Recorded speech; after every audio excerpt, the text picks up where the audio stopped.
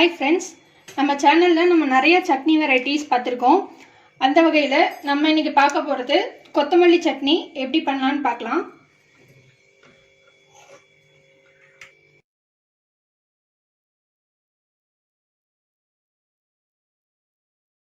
இப்போ ஒரு கடாயில 2 டீஸ்பூன் அளவுக்கு எண்ணெய் ஆட் பண்ணிக்கலாம்.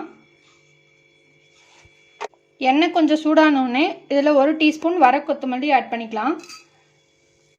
கூடவே கடலைப்பருப்பு 1 டீஸ்பூன் அளவுக்கு ஆட் பண்ணிக்கலாம். இந்த கடலைப்பருப்பு கொஞ்சம் செவந்து வரட்டும். இந்த கடலைப்பருப்பு நல்லா செவந்து வந்தோடனே இதில் 4 பல் பூண்டு ஆட் பண்ணிக்கலாம். கூடவே 3 காஞ்ச மிளகாய், ஒரு சின்ன பீஸ் புளி ஆட் பண்ணிக்கலாம். எல்லாம் சேர்ந்து ஃப்ரை பண்ணிக்கோங்க. ஒரு டைம் 1 நிமிஷம் ஃப்ரை பண்ணியாச்சு. இதில் நான் கொத்தமல்லி எடுத்து வச்சதை ஆட் பண்ணிக்கலாம். ஒரு சின்ன கட்டு கொத்தமல்லி,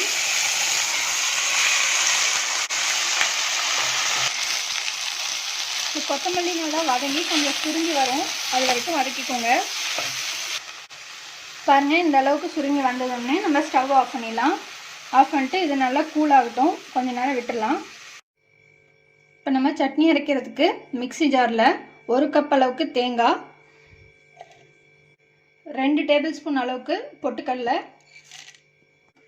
கூடவே வதக்கி வச்சதையும் நம்ம ஆட் பண்ணிக்கலாம்.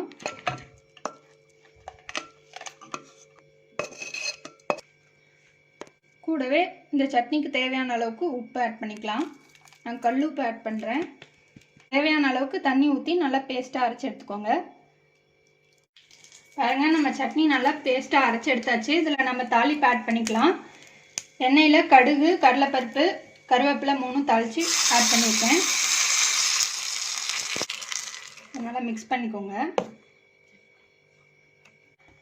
பாருங்கள், நம்ம கொத்தமல்லி சட்னி நல்லா க்ரீனிஷாக சூப்பராக ரெடி ஆகிருக்கு. இது ரொம்ப ஈஸியான ரெசிபி, ரொம்ப குயிக்காக செஞ்சிடலாம். எல்லா தோசை வெரைட்டிஸ், டிஃபன் வெரைட்டிஸ் எல்லாத்துக்குமே நல்லாயிருக்கும், சாதத்து கூடவும் நல்லாயிருக்கும். ஸோ ட்ரை பண்ணுங்கள். ட்ரை பண்ணிட்டு உங்கள் கமெண்ட்ஸை போஸ்ட் பண்ணுங்கள், உங்கள் ஃப்ரெண்ட்ஸோடு ஷேர் பண்ணுங்கள். எங்கள் சேனலை மறக்காமல் சப்ஸ்கிரைப் பண்ணுங்கள். நம்ம சேனலில் இருக்கிற மற்ற சட்னி ரெசிபிஸோட வீடியோலாம் நான் டிஸ்கிரிப்ஷனில் லிங்க் கொடுக்குறேன். நீங்கள் வேணும்னா நீங்கள் பார்த்துக்கோங்க. தேங்க்யூ.